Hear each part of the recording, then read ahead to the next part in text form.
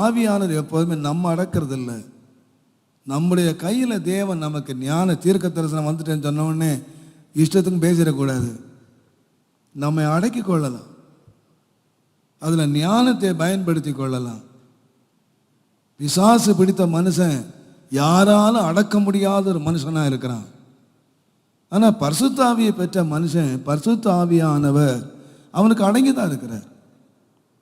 அதை அவன் ஞானமாய் தீர்க்க தரிசனமானாலும் சரி, அது அந்நிய பாஷை வரமாக இருந்தாலும் சரி, எந்த வரங்களை அவன் பயன்படுத்தினாலும் சரி, அது அவனுக்கு அடங்கி இருக்கிற கர்த்தர் அவனுக்கு அந்த ஞானத்தை கொடுத்திருக்கிறார்.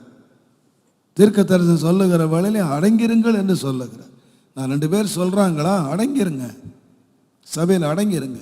அந்நிய பாஷை பேசுகிறாங்களா, 4 பேர் பேசுகிறாங்களா, அடங்கிருங்க.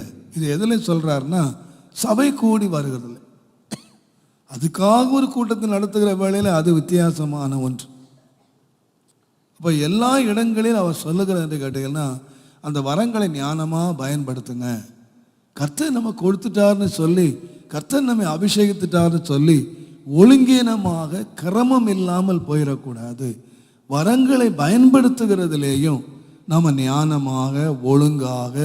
அப்போ அவர் சொல்லுகிற மிக முக்கியமான காரியம் என்னன்னு கேட்டிங்கன்னா, எல்லாம் ஒழுங்கின்படியாக செய்யக்கூடாது.